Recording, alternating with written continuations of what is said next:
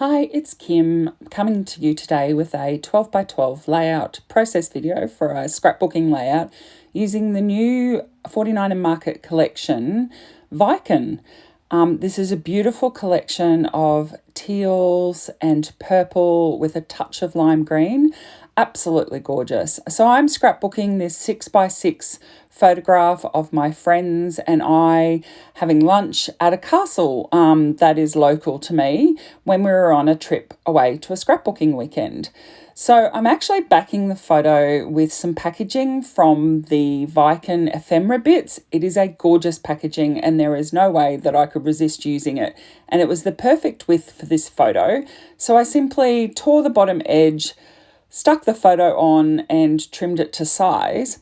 What I'm doing now is I've left a bit of room at the bottom of the photo so I can put this laser cut ribbon piece across, and I've just cut notches in the edge of the photo mat so that the ribbon looks like it has pulled the cardboard around. Ultimately, you don't end up seeing these notches because by the time I finish the layout, I cover them up. But I did love the effect that it gave, and it made the ribbon look even more real than it already looks. Now I'm fiddling to see. I have decided that I'm going to do a centre design with this layout, so quite symmetrical on each side. And I really wanted to use the fabric washi tape that comes with the Viken collection. There's a polka dot one in there that's sort of got a watercolor washed effect on it with polka dots, which I want to use. I should have mentioned too that the background paper I chose is actually the B side of the Viken Majestic paper, which I loved because it has this watercolor washed effect on it as well. So it looks like really that you have painted and distressed and splashed on it and you don't have to do anything, which is fantastic. So I am fiddling here. As I said, I do want to use that washi tape, and I am looking at some of the pieces from the ephemera pack, and I'm trying to decide what I'm going to do. And ultimately, I decide that I'm going to create a frame with this washi tape so that when I lay the photo mat over it, it will actually look like a solid piece. So I've simply marked the corners of the photo piece. I've made sure with the ruler that it's relatively central because, as I said, I'm going for a center design. And now I'm just laying the tape around the outside of that frame and making sure I get the corner square and just adjusting if I haven't cut it square. And then when I finish this, and I also would recommend that if you're going to do this, that you put a few dabs of glue just in the corner of your frame so that the washi tape, the fabric tape stays stuck down. Because it is a repositionable tape, it can curl up a little bit in the corners. As you can see, I can lift it quite easily there. A couple of dabs of your glue in each corner will make sure that it won't shift. So you can see now I've put the photo mat on top of it that the fabric tape looks like a solid piece, and it is gorgeous behind that photo mat. So I'm just trimming off the selvage strip because I'm not leaving it on this layout. Unfortunately, I would have liked to have, but the stamps were going in the wrong direction. So that selvage strip has a whole heap of little stamps on it. It's super gorgeous. But with me putting the layout in this direction, it was running in the wrong direction. So I just trimmed that off, and now I'm sticking my photo mat down. I have used Kitty's craft foam behind that, so it's adhesive on one side, and I just use my wet glue on the other, and it just gives a little bit of dimension without any weight. So this is a frame from the die cut pieces or the ephemera pieces, and I have simply cut that in half down the middle so that I can put one side of the window frame on one side of the photo and the other side of the window frame on the other. Again, keeping this balanced central design to my layout. So as with all of the recent collections, the Viken collection comes with a sheet of absolutely gorgeous 12 by 12 rubon transfers. So I am going to use those in a moment. What you can see here is I'm trying to build up some clusters. So I've put a couple of tabs at the top, which I use as part of my journaling. I've got the ribbon, which you saw me stick the ribbon down. Well, I've got the bow there. I've got some flowers, which are from the laser cut sheet. And now I've got some tags from the Viken tags, and I'm going to have a cluster of those on the bottom left of the photo. I'm just having a play around with colours as well. But now I've pulled out those 12 by 12 rub-ons and I want to use them on this layout. And there's a beautiful floral,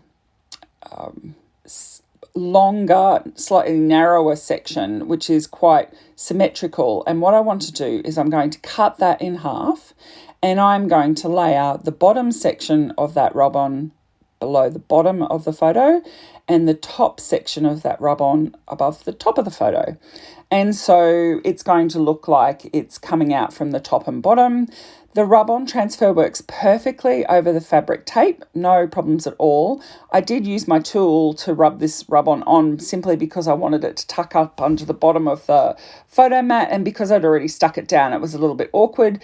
These rub-ons are so good that I normally just apply them with my thumbnail, but as I said, I did use the tool this time, but they worked perfectly over the fabric tape, no problems with them lifting at all.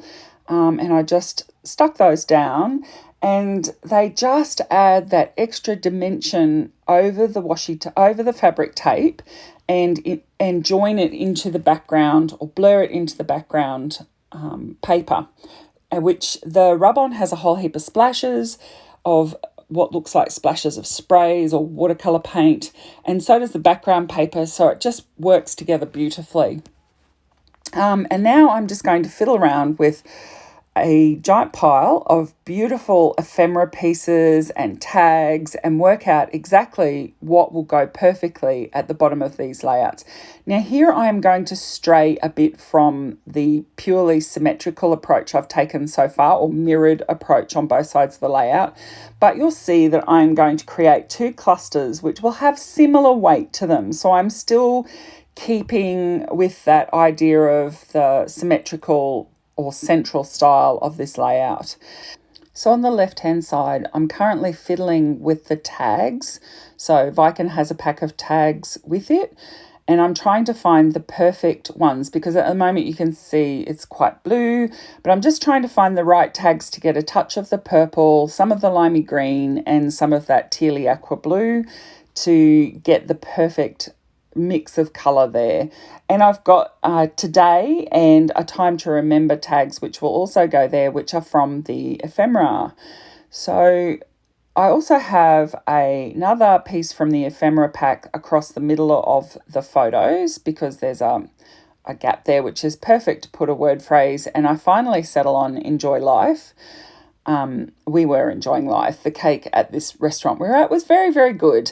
You'll see that there's a goat in the top right-hand photo, and Heidi is the mascot for our group of scrapbooking friends.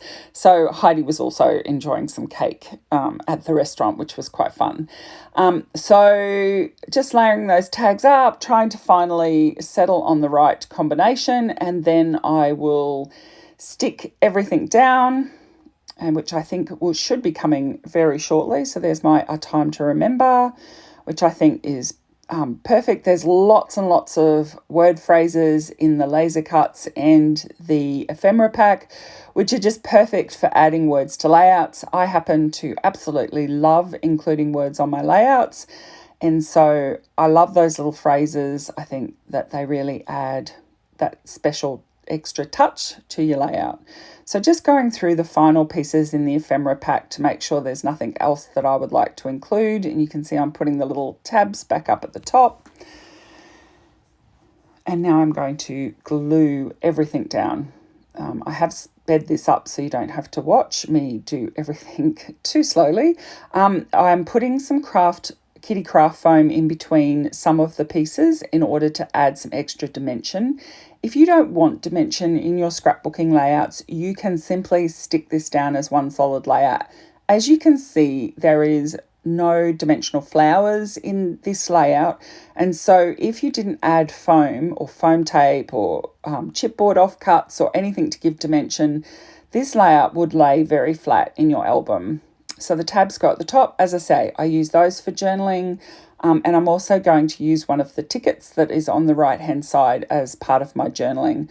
So I'm just sticking these tags down now, putting in a little bit of foam in order to get the levels right, because of course the photo's on foam. So I need to have some foam in there to have these tags to sit flat.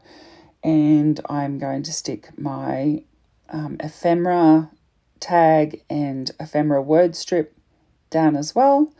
Put the word strip on some foam to give it a little extra dimension. The reason I do like the foam or putting some dimension is you get a bit of shadow, and the shadow can create that separation between elements. So that's the reason I choose to put a bit of dimension into my layouts. I think it just makes them more visually appealing. Okay, so I have the chipboard pieces out now, and I'm just going to add a couple of final little pieces to these clusters. So I'm going to tuck a little purple frame down the bottom of the left-hand cluster, and there's a gorgeous little acrory heart in that chipboard pack, and I'm going to stick that inside the frame. So I think that's a really perfect little touch at the bottom of that cluster. And then there was a little round frame in the tealy green, and I've tucked that below the right-hand side cluster. And that is it. And now there is some close-up photos so you can see the details of this layout. Thank you so much for joining me today, and I'll be back again soon with another process video. Bye.